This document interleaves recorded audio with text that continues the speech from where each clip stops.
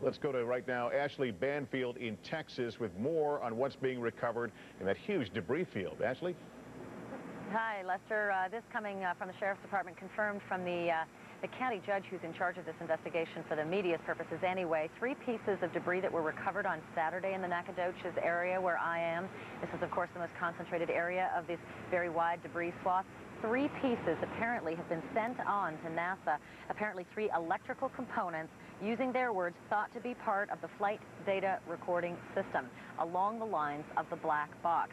Now, again, these are assessments that are coming from non-NASA personnel, but they were important enough components to be sent on immediately to NASA, and those are the words of the official who confirmed this to me, that these were thought to be part of the flight data recording system. Keeping in mind that the shuttle has flight data recording constantly on the ground at Mission Control, but there is that blackout, there was that loss of communication, and of course all of those 32 seconds that need to be assessed from the computer data. So all of this may be able to help, perhaps not.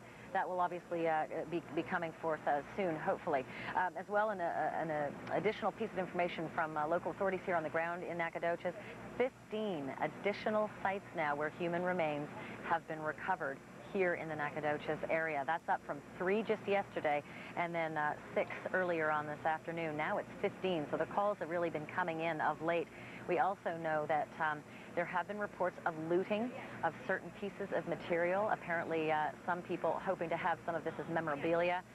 There are some possibilities that charges will be filed in relation to looting incidents. I talked to the district attorney representative just a few moments ago who said it's not clear yet as to whether this will be a state or a federal crime, but most people who are involved in this investigation say this is mostly federal in nature and that federal charges might be warranted for anybody who is involved in that. A piece of the cabin, 6 to 7 feet long, has been retrieved as well. The EPA has come in and said no evidence so far of any material that is toxic. But when you're talking about, the material that they find, the debris, it's very different than when you're talking about the remains that they find. They're going to 2 different locations, Barksdale Air Force Base for the debris, and then Dover Air Force Base for the remains. And these officials are very deferential when they talk about those remains. Here earlier, what they said with regard to the additional sites that were found. From 7 a.m. until present, we've received about an additional 270 reports of debris sightings. As of this particular time, about 15 of those sites have contained human remains. We also have located some intact fuel cells that appeared to be from the shuttle. With regard to those fuel cells, I can tell you, just before I came on air with you, I came from an area not too far from here. Some local residents found one heck of a fuel cell, and it's almost entirely intact as well. I'm going to show you some video of that. I'm going to give you a full report tonight at 10 o'clock Eastern on MSNBC. That fuel cell may end up being a key piece of evidence for NASA investigators. They said they're going to probably remove it at some point. And I'm just being told, unfortunately, they don't have that video to show you. I'm so sorry. Well, take my word for it. It's big. I would say 5 by 5 and very intact, only one small hole that we could see in it. Now I'm told we do have that video. So have a peek and you can get an idea. Take a look at that. That's about the biggest piece of debris I have seen in our searches here in Nacogdoches area, as well as federal officials and state troopers who've been on the scene as well have said that they have found. So a pretty significant piece of evidence there. Staging, airports all around this area are going to start being the preliminary staging areas. They will pass things on, of course, to Barksdale Air Force Base. And in addition to that, they've added another Air Force Base, a former Air Force Base, Carswell Air Force Base, which is now called the Joint Reserve Training Base in Fort Worth. So they'll be staging both of these major sites in those areas.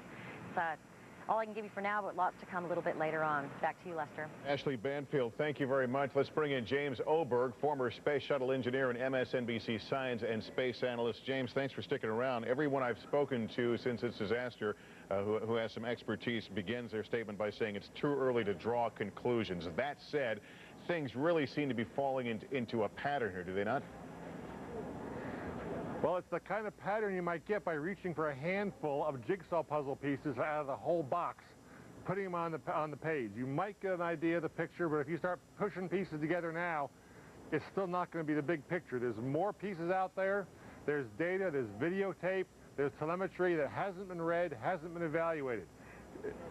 We may find that the whole sequence of events is far more complex than the simplified and an early view of wing damage, thermal stress, broken wing. There's got to be more to it, because my experience in 22 years in the space program and looking at other people's space programs is that there's rarely is one single oversight or one single screw-up the cause of such a disaster as this one.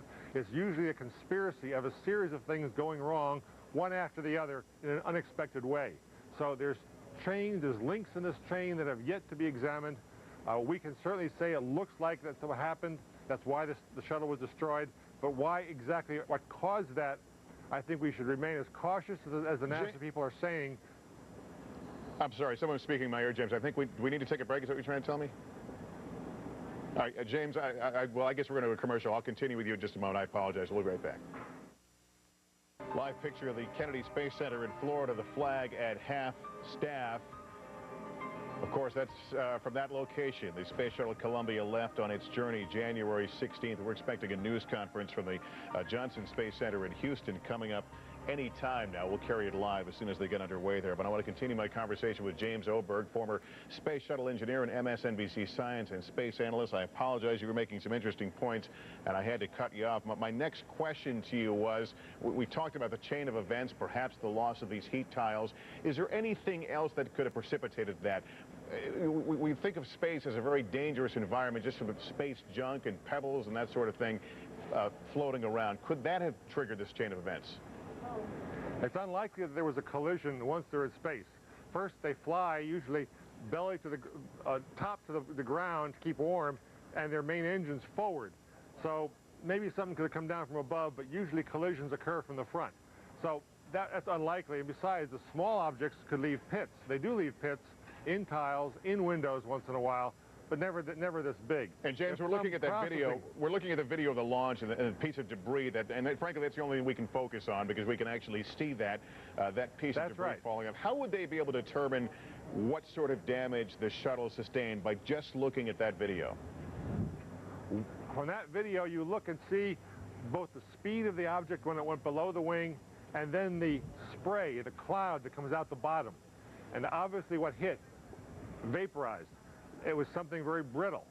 Now, from my information, there's still some dispute over what exactly was that white object. Was it ice? Was it ice-covered panel of insulation? A lot of people are not yet satisfied they know what it was. But whatever it was, it appears to have totally disintegrated when it hit the wing, and there's no signs of wing tiles coming off at that point. And we know that fuel tank drops off after it's no longer in use. Is there anything intact? Is there anything that could be recovered, or does it simply burn up? That fuel tank is destroyed. It totally burns up. We drop it into a safe part of the ocean where no one ever goes. No one, to my memory, in more than 100 flights has ever found a piece of one of those tanks floating in the water. We have seen in some other launches, and I'm not sure if it involved the shuttle, but certainly it was a satellite launch, a camera that was actually on the vehicle looking down. Is that something that you believe NASA might want to consider putting on all its missions? That's an excellent point. NASA did that on a recent mission. They had some problem because when they dropped off the solid boosters after 2 minutes, the separation rockets fouled the lens, fouled the window in front of the camera. Those cameras, those rocket cams are showing up on commercial launches, on private launches, on other government launches. They're cheaper and cheaper and cheaper, and they give gee-whiz pictures, and now we're learning, perhaps we should have thought more about it. They are critically important in case of investigations, in case of even before the accident, warnings to what might have happened. All right, James Oberg, thanks so much for sharing your expertise. It was good to talk to you. A reminder that we are standing by for the latest briefing from NASA. They're holding 2 briefings a day, one in Washington, the other this time of day, 4:30 Eastern time, from the shuttle team at the Johnson Space Center. We would expect to learn whatever they have learned. They've been forthcoming here about what they've learned so far from not only the wreckage that's been recovered, but they were also trying to retrieve additional data, telemetry data that was not apparent in the immediate minutes following the disaster. So we'll expect that briefing very shortly.